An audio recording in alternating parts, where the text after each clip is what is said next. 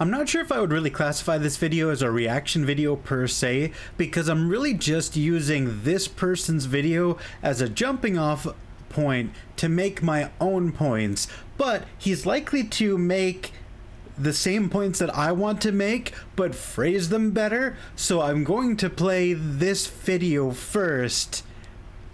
Yeah, let's go.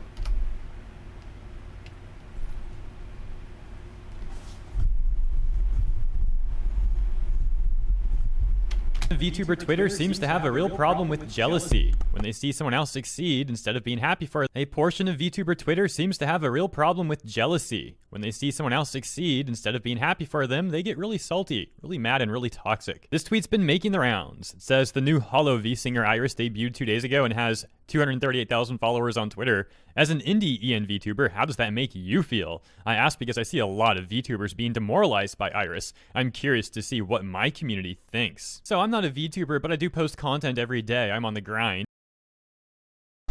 All right.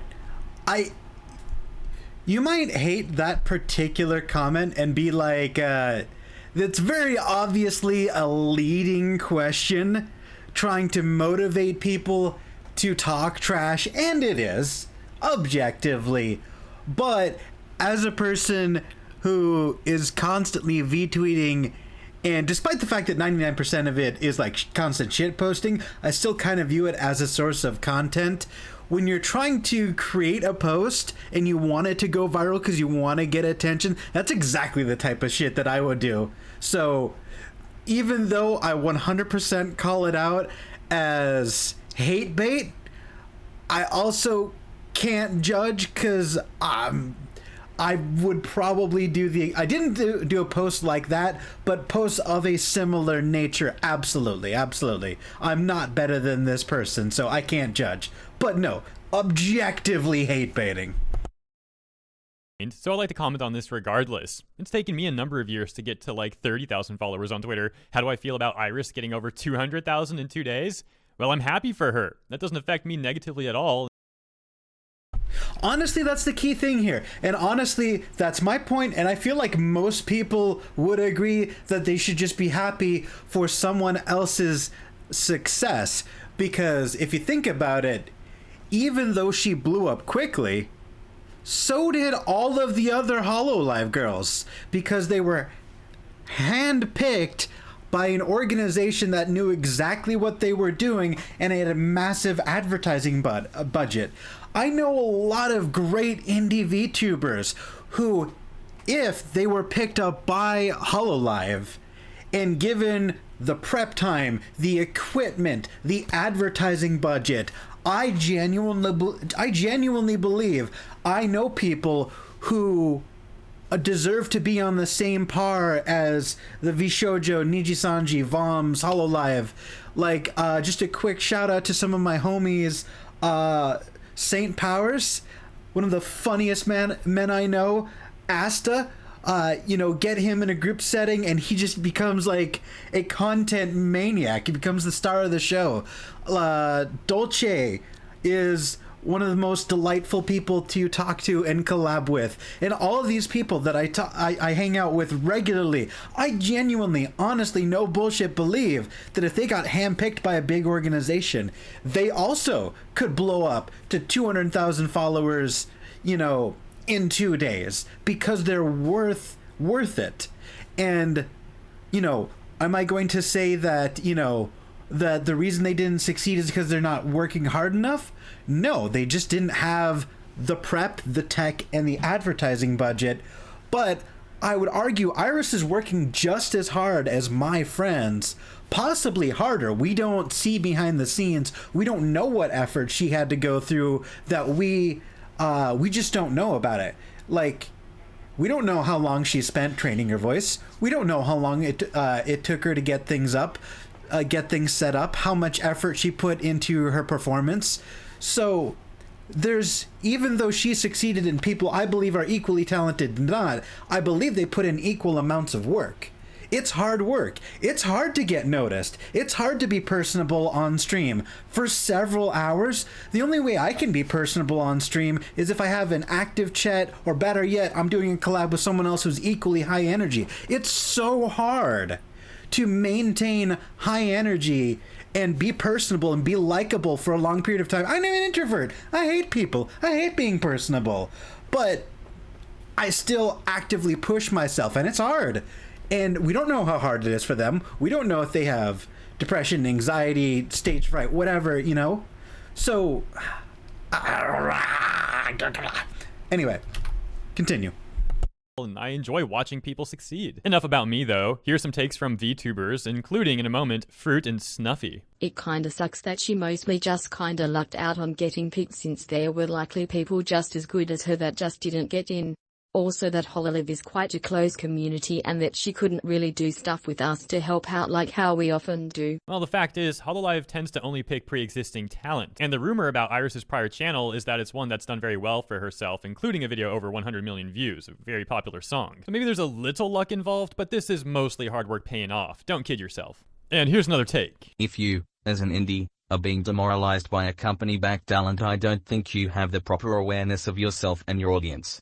If you casually play basketball with friends on the weekend, you don't compare yourself to NBA champions. Focus on your own small wins. Do I think it's fair?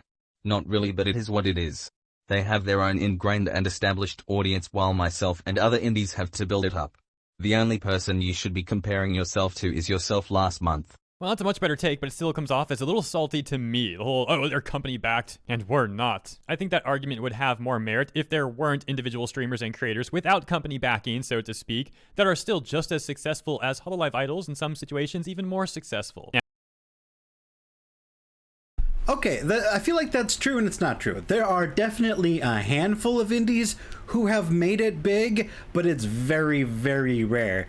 Far more often, I see people stream on Twitch and they get a following that's big enough to make a profit, but not really big enough to live off of. And even the ones that they do make enough money to treat it like a job, they're still...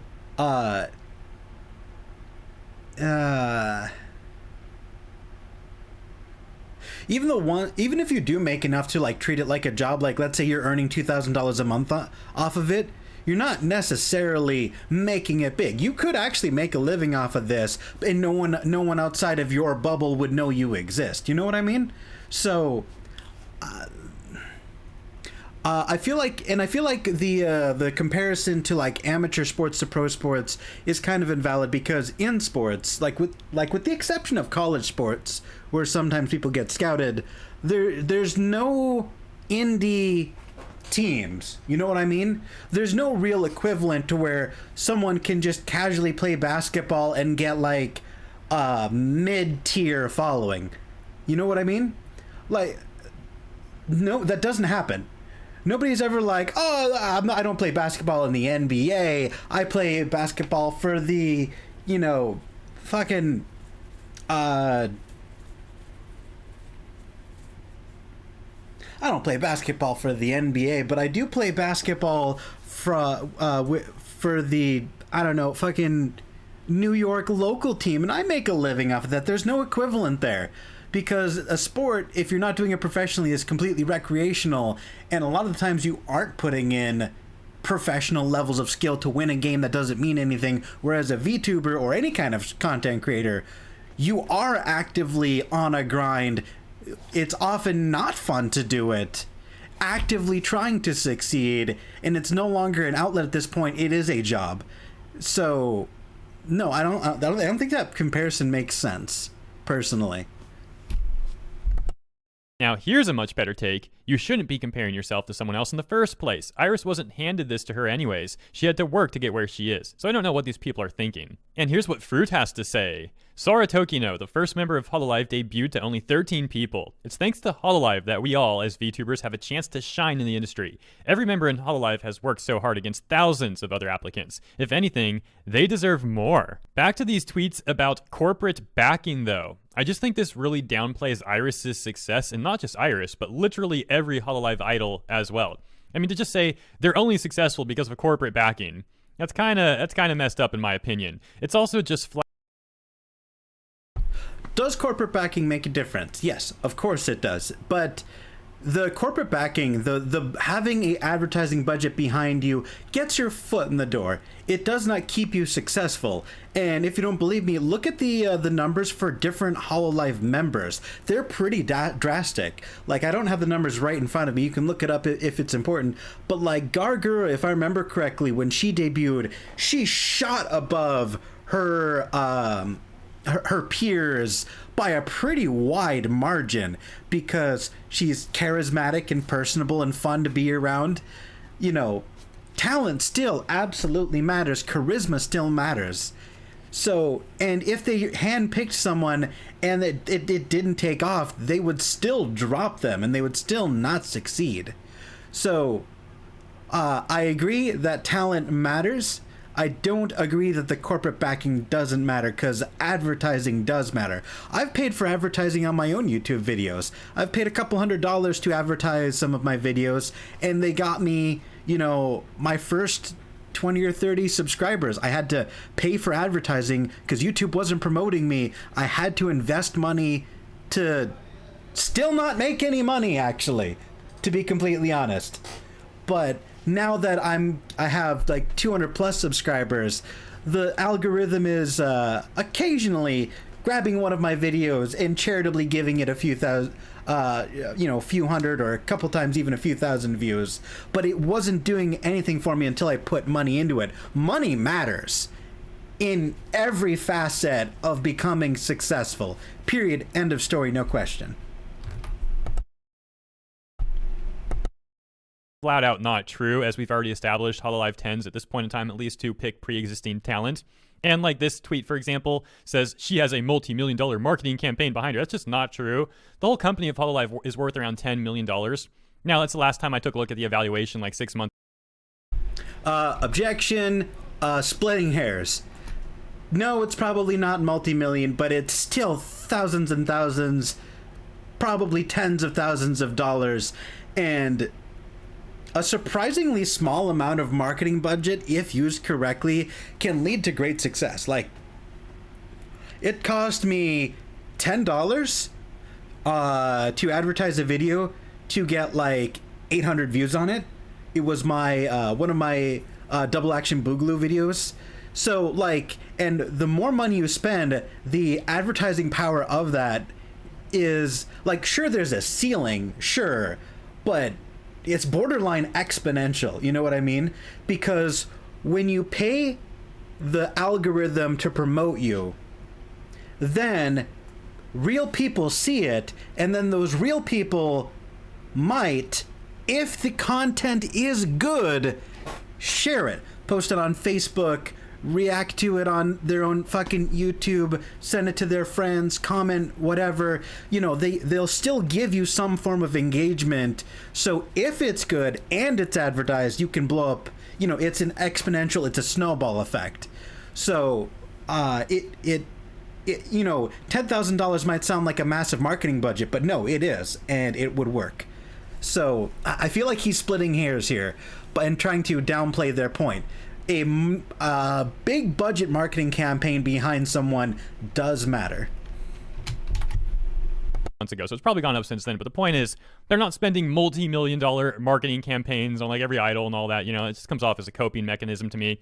This is hard work at play. And again, IRyS was already successful before she was with Hololive. And again, there are plenty of individual creators and streamers who are finding success in this exact same space of entertaining people every day, and they don't have corporate backing either, so come on. I could actually take this point even further. It also kind of downplays Hololive's success. Hear me out on this one. You know, Hololive was started as a little startup company. It's actually a pretty awesome story. Started in the VR, AR space, then he started doing the idol thing, found success there, gets more and more investors, has more and more success, more debuts. You know, it's been a whole process. It's not that they're just magically this $1 million company now. No, man, they've worked hard to get there. Okay, point to him. I did not know that.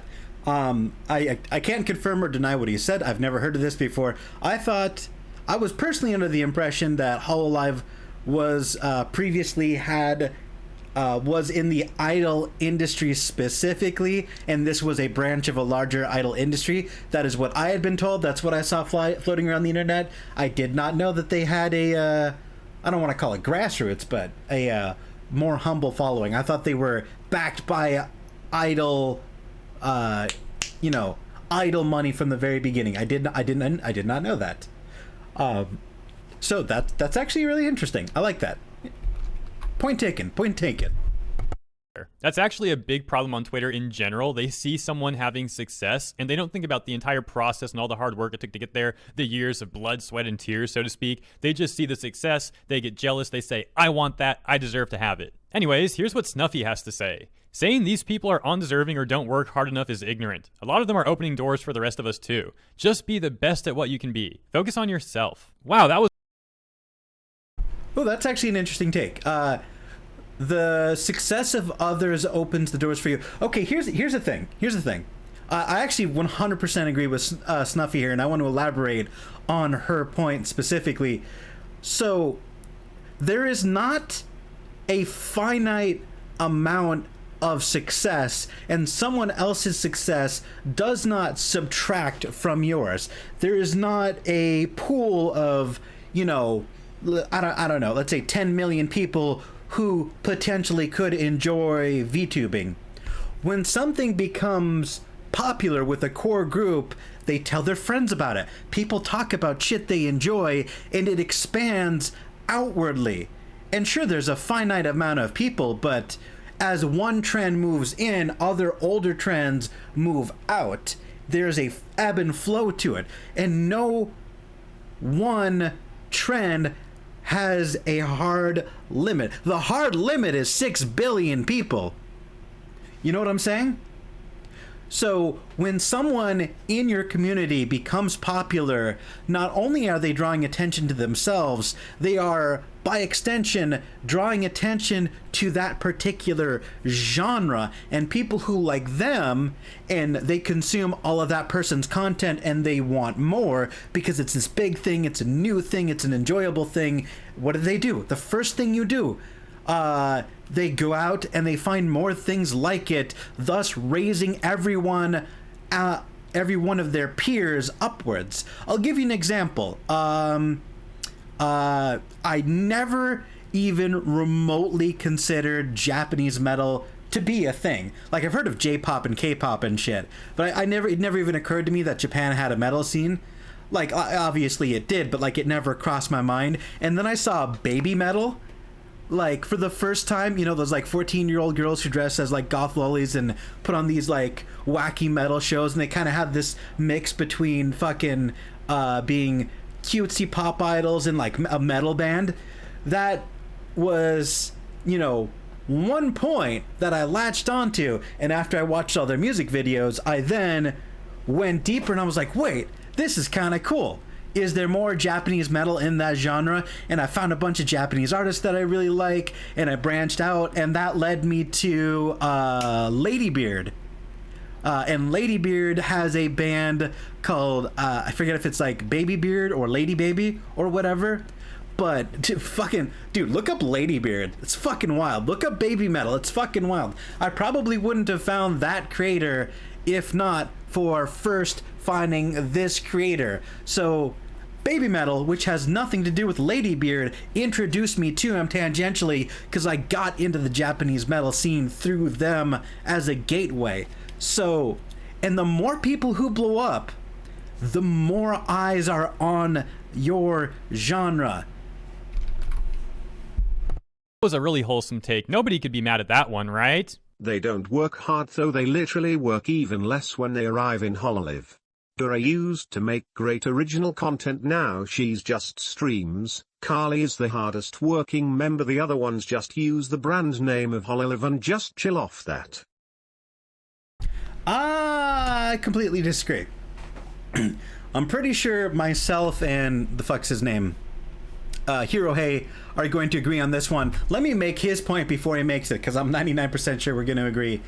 The thing is, I don't think any of the Hololive girls are just coasting off of their success. Yes, are there streams that have long periods of kind of content? Sure. Sure, not every single minute can be golden. And sometimes if you just pop into a random stream and there's like 5 minutes straight of not that much going on, you kind of get this false impression of like, this is garbage. Why are they popular? I could be doing this. They're doing this and getting all this attention. I could be doing basically nothing. Like, but no, you're not seeing the hours and hours and hours and hours of work put into it. You only saw what you happened to come across.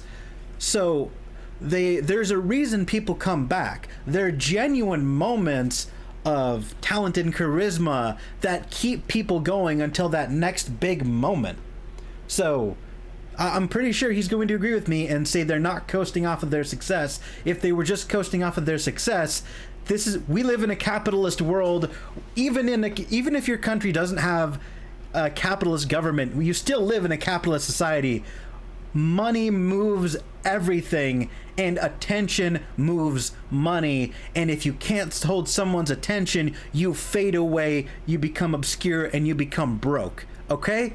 No one has some sort of, I don't know, fucking loyalty to HoloLive. It's a fucking company. Nobody feels emotionally attached to a brand. Actually, you know what?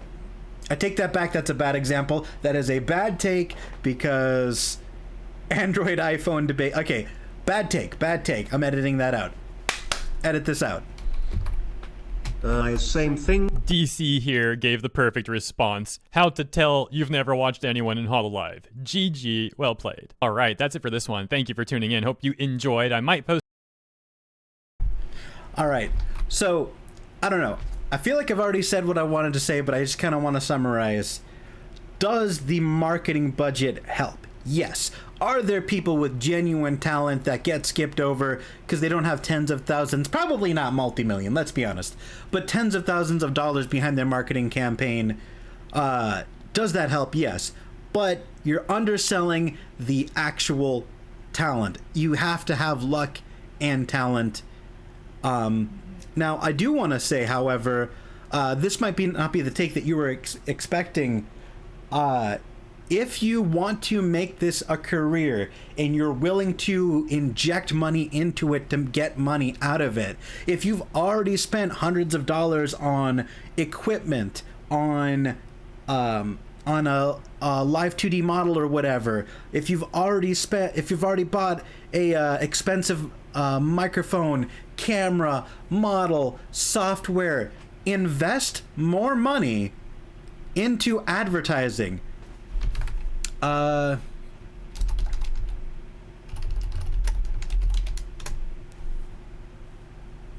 Okay, go to youtube.com/ads. I'm being honest. I'm being dead straight with you right now. Go to youtube.com/ads. Follow the prompts. It's not that complicated. And put money into it. If you've already put several $100s into VTubing and you're not successful, advertise. It is not a magic bullet that's going to make you famous overnight, but invest. Like, I put my very first advertising campaign, I put $10 into, and I went from literally 2 views of myself watching the video twice to 200 views. And it got me my first couple of subscribers. Then I got more comfortable putting more money in, and I got like 800 views. Then I started getting subscribers, and I got a lot of feedback, a lot of negative feedback, mind you. They're all deleted comments now because I don't want to look back at them, reread that comment, and then get, hurt again. But it was still something I needed to hear. My audio quality was terrible. I got a better microphone. I had hand tracking before, but it was really buggy and awkward, and I didn't know how to fix it. And people were like, "This is fucking distracting. Quit." And I did. I had videos being that weren't edited. I edited those videos, and now most of my videos are edited. And I even got to the point where I got a program to help me edit longer videos called Descript. I encourage you to check it out. Descript. if you're the type of person who does long form content, like long streams, this doesn't work for reaction videos. But if you do like D&D, or it's mostly just you talking, get this, it's free, and there's a feature here called like silence, or like gaps, or I forget what it's called. I don't have it pulled up. But they have an ability where you can just automatically delete silences and delete ums and ahs, and it'll take like a 3-hour stream into an hour and 50 minutes. Honest to God. I'm not bullshitting, honest to God. And when you watch that video back, even though you're just effectively just watching the VOD, not having all these silences and ums and ahs makes it so much more watchable. And sure, not a lot of the videos edited in this fashion have taken off, but they've gotten a hell of a lot more attention than they would have otherwise. So, and this is free. They have a pro version, you literally don't need it. But invest in marketing, invest in editing, invest in a good microphone. Honestly, you could be a PNG tuber or a faceless YouTuber or streamer or whatever and still make it big if you just have a decent microphone and you're willing to take the time to edit your videos and promote them. You have to spend money to make money. You've already spent money. Spend a little bit more and see where it takes you. All right, that's my piece.